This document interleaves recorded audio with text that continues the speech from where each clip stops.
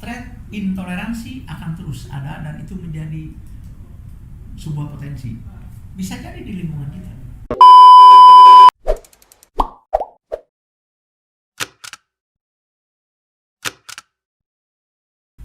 Assalamualaikum warahmatullahi wabarakatuh. Waalaikumsalam warahmatullahi wabarakatuh. Selamat siang, salam sejahtera untuk kita semua. Kembali lagi kita di channel nyerita.com. Pada kesempatan kali ini kita akan berbincang santai dengan wakil ketua Forum Kerukunan Umat Beragama di Kabupaten Karawang. Selain beliau menjadi wakil ketua FKUB, beliau juga pernah menjabat sebagai ketua KPU Kabupaten Karawang, yaitu Kiai Haji Ahmad Emai Eshum SH. Cuman kiainya aja yang berat. Kiainya aja yang berat. Saya ingin menanyakan kan, awal mula kan terlibat atau konsen dalam mengawal isu-isu keberagaman itu seperti apa sih Kang? Pertama terima kasih atas waktu yang diberikan kepada saya. Memang setiap orang yang bernalar humanis pasti gelisah ya, melihat peristiwa yang sering terjadi dan melibatkan sikap-sikap intoleransi. Yang jelas bagi saya ini proses pengembaraan yang cukup panjang. Ketika saya dulu mondok, tentu pendidikan yang diperoleh berbeda dengan ketika saya melakukan pengembaraan sosial di Jogja. Saya semakin mengetahui bahwa perjalanan humanisme, kemudian keragaman, pastilah saya diinspirasi oleh fakta-fakta sejarah, pejuang-pejuang kemanusiaan yang memang memiliki konsentrasi di situ. Yang tentu tidak asing, saya sebutkan Rasulullah SAW, Nabi Muhammad ya. Setelah saya simak dari berbagai sejarah yang ada, ya Rasulullah konsentrasi melakukan perjuangan humanisme universal. Ajaran Islam itu memang dipersiapkan untuk itu. Nah, oleh karena itu saya kira itu pengembaraan puncak dari saya, sehingga beranggapan atau berdalih baik nakli maupun akli bahwa Islam harus hadir sebagai agama yang memberikan inspirasi bagi dunia, bagi humanisme, sehingga menolak kontradiktif dengan hal seperti itu. Ini panjang sekali lah Kang Didi. Tidak cukup satu hari, bahkan 1 bulan kayaknya saya menceritakan bagaimana perjalanan sehingga menemukan ini. Karena memang waktu yang saya lalui juga berpuluh-puluh tahun, sehingga akhirnya memiliki pemahaman yang hari ini saya yakini kebenarannya, walaupun harus kita dialogkan dengan semua pihak. Oke Kang, terus kan saya lihat memang beberapa tahun kebelakang sampai saat ini mungkin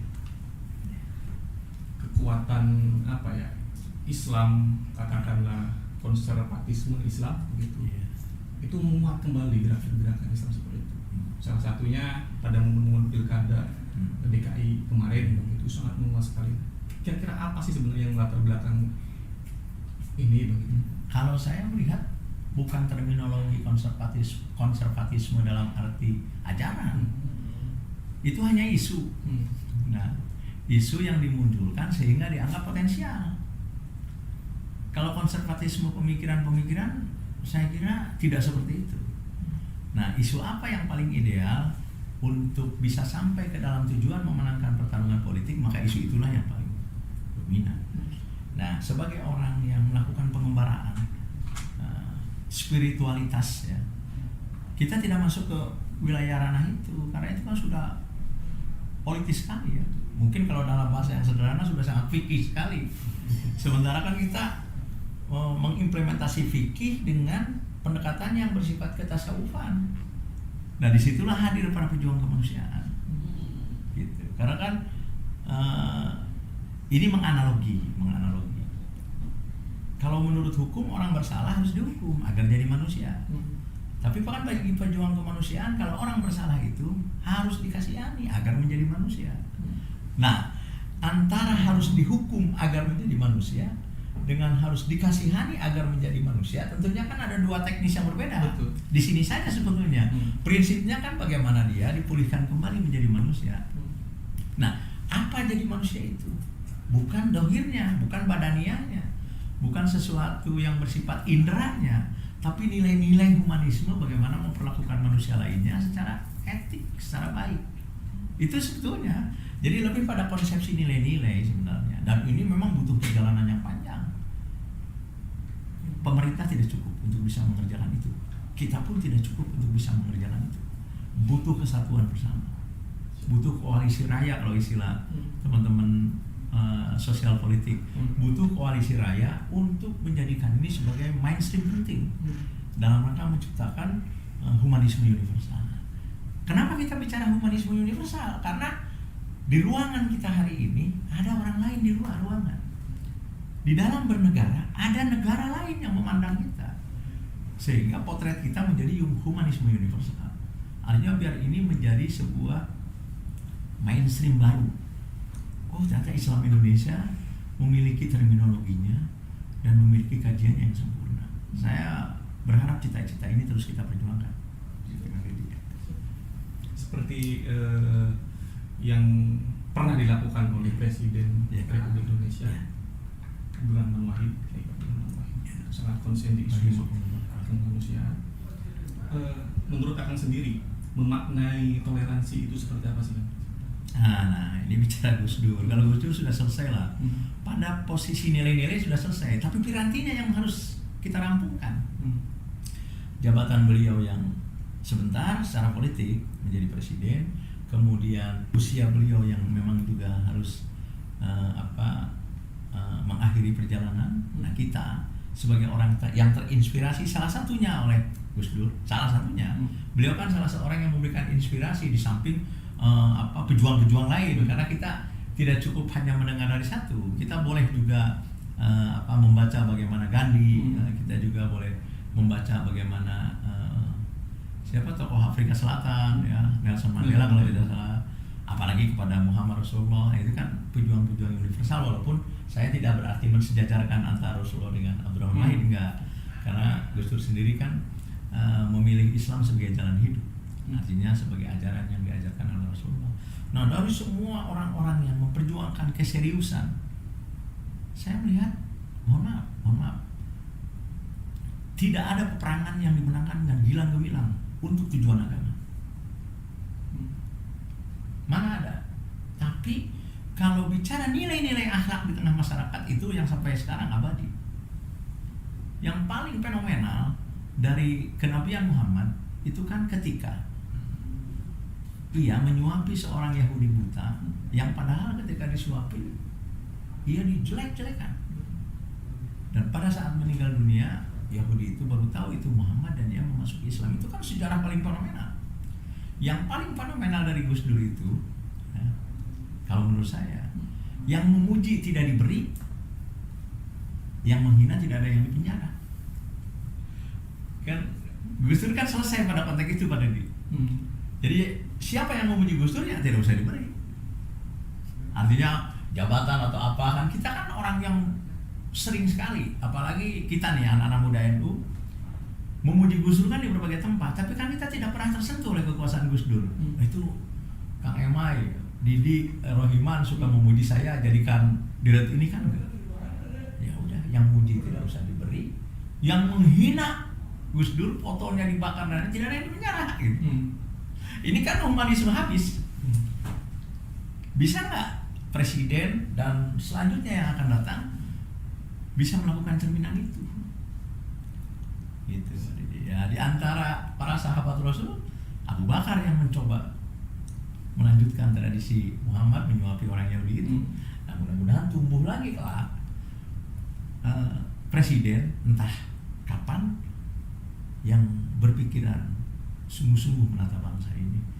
Ya, saya kira perjuangan Gus Dur harus dilanjutkan.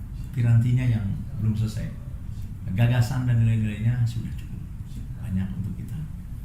Sebenarnya memang kalau kita memaknai atau bisa meneladani apa yang diajarkan oleh Rasulullah, saya kira tidak akan ada yang namanya intoleransi, kemudian membakar gereja, kemudian melakukan bom bunuh diri dan lain-lain. Saya kira gitu, karena Rasulullah sendiri tadi yang seperti dijelaskan, memang berdakwah itu mengajak seorang itu dengan akhlak yang mulia, dengan akhlak yang baik, bukan dengan kekerasan dan lain-lain.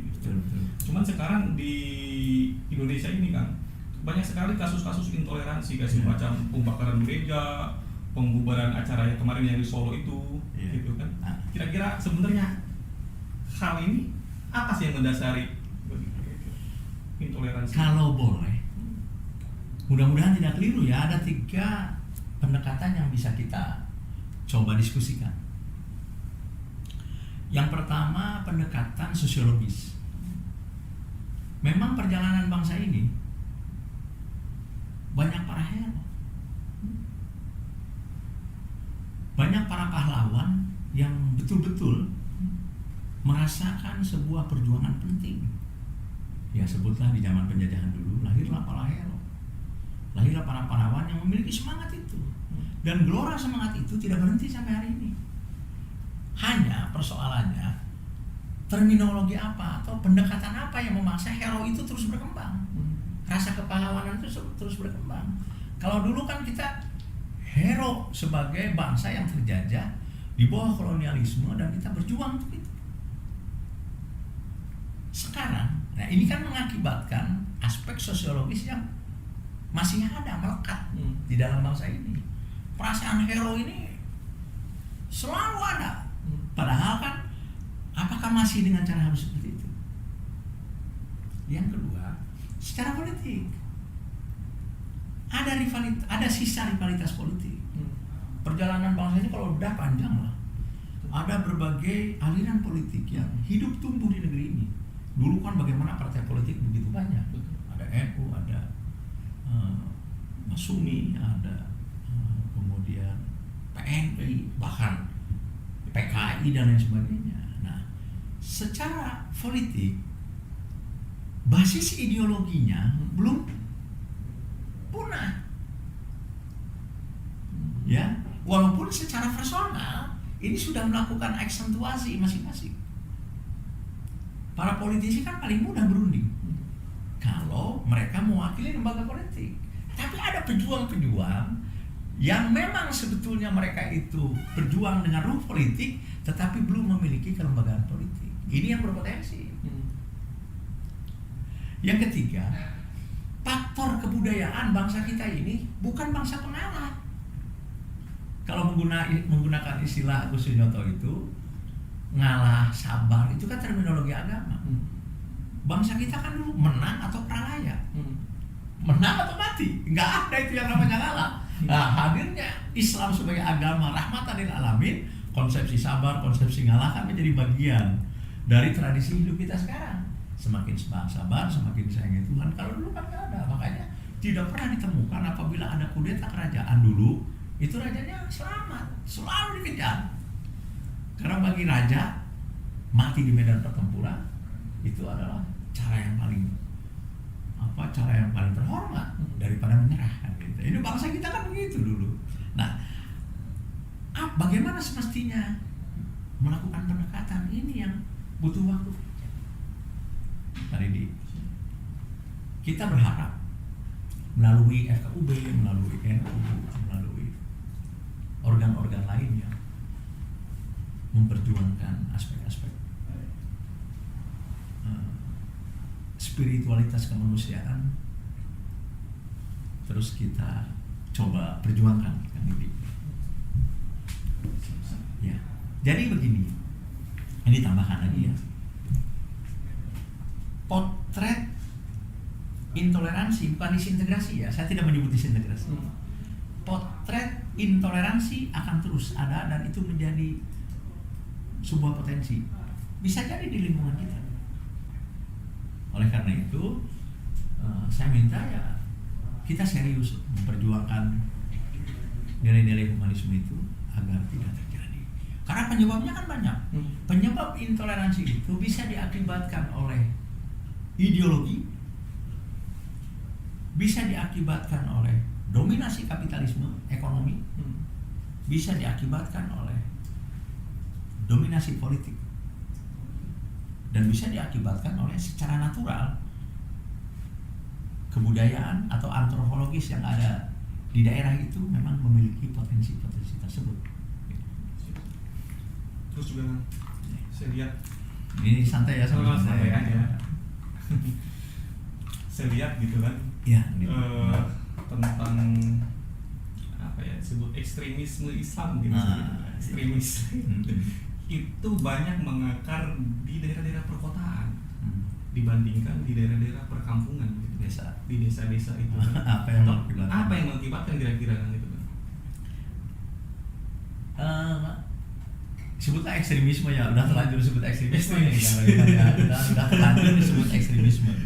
Mengapa kemudian lebih dominan di masyarakat perkotaan ketimbang di masyarakat pedesaan? Inilah jawabannya.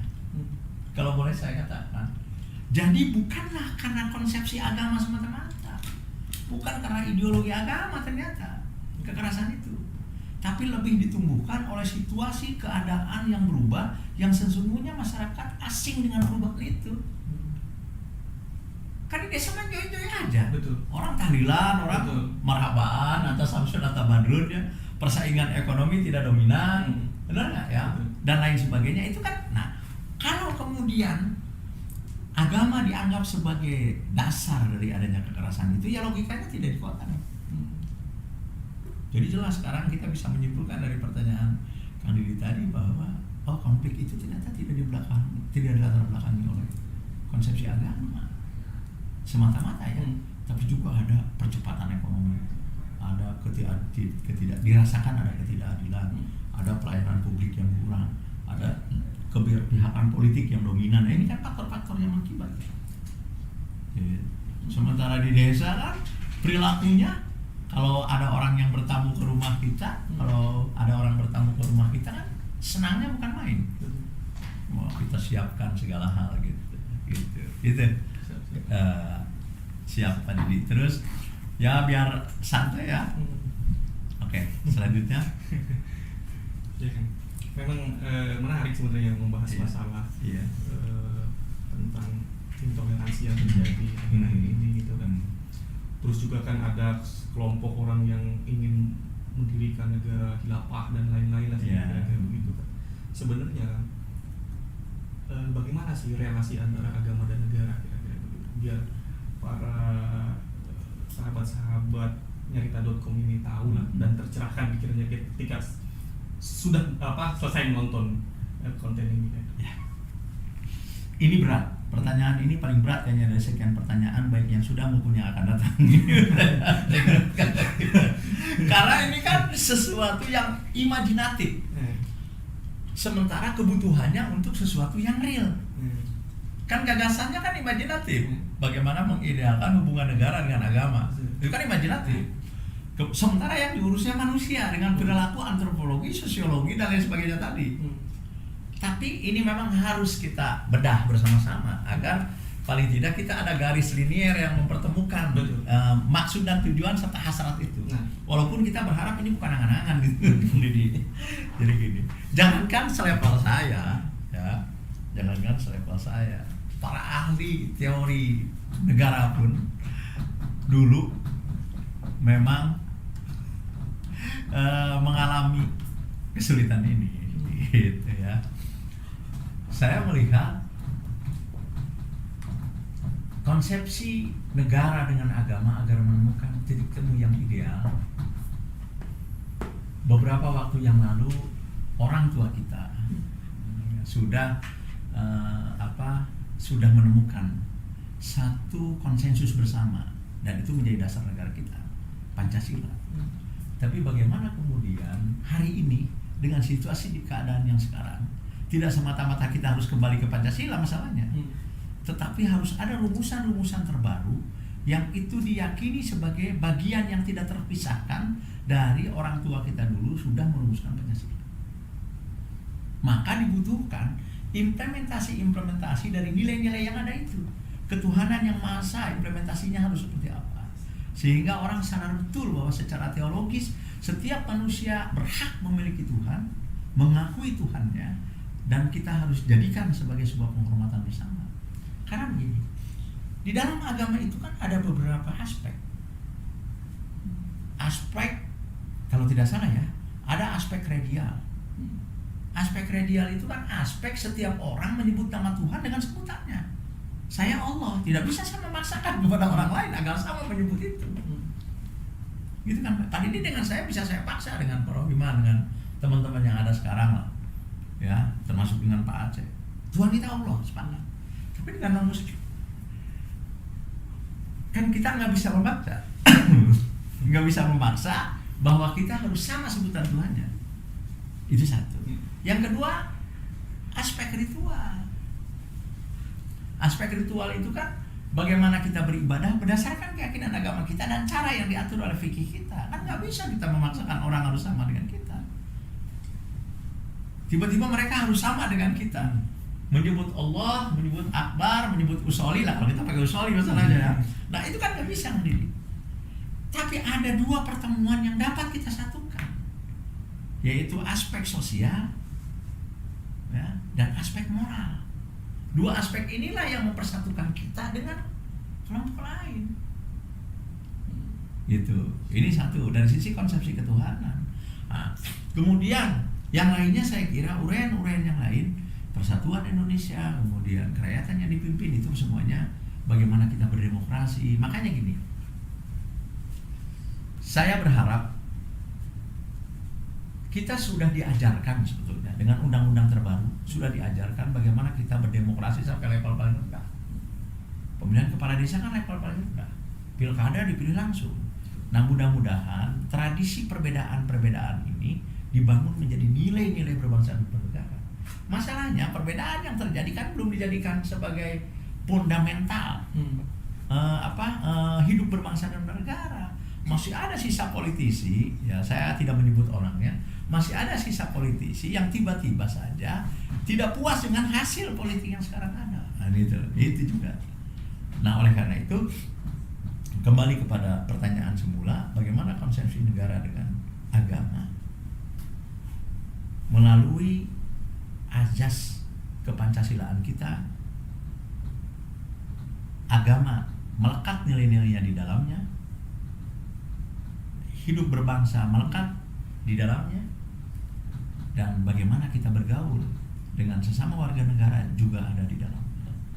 Jadi saya melihat kita harus kembali kepada Pancasila. Kalau pertanyaannya tadi, kita harus kembali kepada Pancasila dengan mengimplementasikan nilai-nilai itu dengan pemikiran yang baru, dengan kebutuhan yang hari ini ada. Dan kita tidak menjadikan Pancasila itu sebagai kris jimat yang hanya dikeluarkan 1 tahun sekali baru dicuci kan gitu kan, enggak gitu ya, artinya biar terus tumbuh menjadi sebuah inovasi berbangsa dan bernegara gitu. Terus kan di Al-Quran sendiri gitu, kira-kira ada tidak sebenarnya anjuran untuk sistem pemerintahan, misalkan harus khilafah atau harus seperti apa, ada tidak sebenarnya? Pengetahuan saya mungkin bisa jadi kurang, tetapi yang jelas saya melihat Al-Quran berisi nilai-nilai ketatanegaraan, berisi nilai-nilai pemerintahan, berisi nilai-nilai politik, tetapi bukan sistem politik, bukan sistem pemerintahan. Itu saya melihat. Jadi inspirasinya di Al-Quran menurut saya memang berisi nilai-nilai itu. Gitu. Tapi sistem kan kita yang melakukan tata kelola itu. Itu yang bisa saya sebutkan. Bisa jadi karena saya memiliki kekurangan pengetahuan, tapi saya meyakini. Berarti tidak ada anjuran misalkan suatu negara untuk mendirikan khilafah, terus kemudian haram dengan sistem demokrasi dan tidak ada anjuran seperti itu kira-kira. Oh. Saya melihat malah demokrasi adalah temuan kreativitas manusia. Aduh saya lupa ya siapa yang menyebutnya, kalau tidak salah lupa. Al-insan hayawanun natik, itu siapa dulu yang bicara itu? Bahwa manusia itu bukan, al-insan hayawanun natik itu ada pemikir Islam yang mengatakan bahwa manusia itu sesungguhnya hewan yang berpikir gitu. Kalau nggak salah itu ya. Nah Dari situ kita bisa melihat bahwa seluruh temuan umat manusia, siapapun itu harus kita anggap sebagai sebuah temuan teori yang dapat kita pergunakan, tidak untuk dipertentangkan. Sekarang kita mau pakai sistem apa? Mau pakai sistem kerajaan, tapi kan semangat berdemokrasinya ada. Apa kemudian dulu ketika Raden Wijaya menjadi Raja Majapahit tidak ada sistem demokrasinya? Dalam mengambil keputusan hukum dia meminta pendapat para bawahannya. Nah, kemudian apakah ketika negeri demokrasi itu kemudian akhirnya tidak memiliki karakteristik kerajaan? Kan ada juga. Ada beberapa undang-undang yang mungkin berkarakter, berciri sebagai model kerajaan. Contohnya kepala negara harus dihormati, wakil kepala negara dilindungi secara hukum, walaupun dalam proses politik dibatasi oleh waktu selama 5 tahun sesuai dengan konsensus kita, gitu. Sesuai dengan konsensus berbangsa dan bernegara yang diatur menurut undang-undang. Saya melihat itu. Menarik memang membahas ini. Saya kira memang tidak akan cukup waktu 1 jam 2 jam. Oh iya, Masalah kalau ngomong begini, ya. Apalagi sambil ada makanan, wah ya.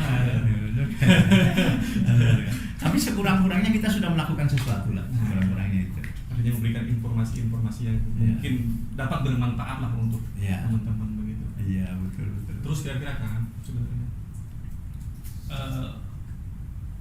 harapan akan kira-kira seperti apa nih pada kaum milenial sekarang nih? Ya, pertama untuk mempertahankan keberagaman gitu kan, tidak kemudian terjerumus dalam kegiatan atau perilaku intoleransi dan lain-lain seperti apa. Ini pertanyaan yang berat kedua ini. Walaupun tidak seberat yang tadi.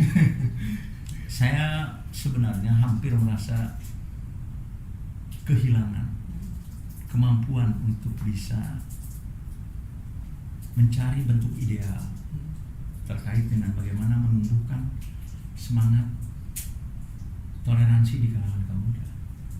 Walaupun saya secara jujur masih menyimpan harapan itu. Selama ada orang yang mengkonsentrasikan dirinya dalam kerja-kerja kerakyatan. Karena gini, kalau orang bekerja dalam sebuah wadah doktrin, maka yang akan muncul adalah sikap a prioritas dengan kelompok lain. Kalau orang bekerja semata-mata dalam institusi politik, maka akan muncul semangat untuk memenangkan pertarungan kekuasaan. Kalau orang bekerja semata-mata dalam lembaga-lembaga wirausaha ekonomi, maka akan muncul semangat semata-mata pertumbuhan. Tapi kalau ada orang yang berjuang dalam dimensi kerakyatan seperti yang dilakukan oleh teman-teman, maka ruhnya akan muncul bagaimana menciptakan harmonisasi antara model pengelolaan ajaran-ajaran agama yang pas untuk kepentingan masyarakat, model politik yang santun sesuai dengan kepentingan kita, dan model pencarian usaha ekonomi yang mempertimbangkan ajas pemerataan sesuai dengan cita-cita kita. Oleh karena itu, satu-satunya cara yang harus dilakukan oleh teman-teman, oleh kaum muda adalah terus-menerus secara sabar sesuai dengan zamannya menciptakan institusi-institusi yang serius melakukan advokasi terhadap kehidupan rakyat. Itu yang paling penting. Nah, kalau sudah bicara kehidupan rakyat, tidak mewakili segmentasi siapapun, tetapi mewakili kepentingan masyarakat Karawang. Secara sosiologis, kita potret kembali, urai kembali. Karawang itu apa? Sebuah masyarakat yang berawal tunggal karena asal Karawang, bergeser menjadi masyarakat majemuk karena banyak orang yang datang dari luar masuk ke Karawang. Diurai lagi oleh kita menjadi masyarakat yang plural secara kultural, bahkan plural secara plural secara kenegaraan, karena kan ada negara-negara lain juga yang datang di sini. Dan yang lebih harus kita semangati lagi adalah ada semangat kreativitas yang begitu majemuk di Kabupaten Karawang. Nah, ini yang harus kita baca. Jadi potretnya itu harus dikaji dulu secara seksama untuk bisa mencapai tujuan gerakan institusionalisasi kerakyatan itu. Itu harus betul-betul saya kalau boleh saya menyebut ada beberapa instrumen yang saya lihat ini harus dikembangkan. Salah satunya mungkin Gus Durian. Ini kan frame yang harus terus berjalan dan tidak boleh putus asa. Karena saya kira ada yang ingat saya, kalau tidak salah di Kompas itu ditulis ketika Gus Dur menghadiri acara minoritas non-muslim, dan Gus Dur berkata secara politik bagi PKB ini tidak menguntungkan. Mohon maaf saya menyebut partai PKB karena Gus Dur pidatonya memang begitu. Tetapi saya akan berjuang membela hak-hak siapapun warga negara bangsa ini sampai titik darah penghabisan saya. Ya, teman-teman harus betul-betul mempersiapkan sebuah institusi gerakan kerakyatan yang konsen, tetapi dengan kajian yang tidak boleh keliru. Dan Kang Emai sudah lewat masa itu, maka saya percaya pada teman-teman kaum muda. Tapi saya pasti berpihak kepada kawan-kawan yang mau melakukan itu, karena memang Kang Emai juga lahir dari dan tumbuh atas semangat itu. Itu teman-teman. Ya. Oke, terima kasih banyak atas diskusi yang sangat seru ini. Mudah-mudahan ini bisa menjadi Skornya belum ada tapi ya. Wah, skornya belum ada. Semoga ini dapat bermanfaat. Amin. Untuk kita semua. Kemudian para penonton di channel YouTube-nya Ritan.com, gitu. Mudah-mudahan ini bisa menjadi hal yang positif lah untuk kita semua.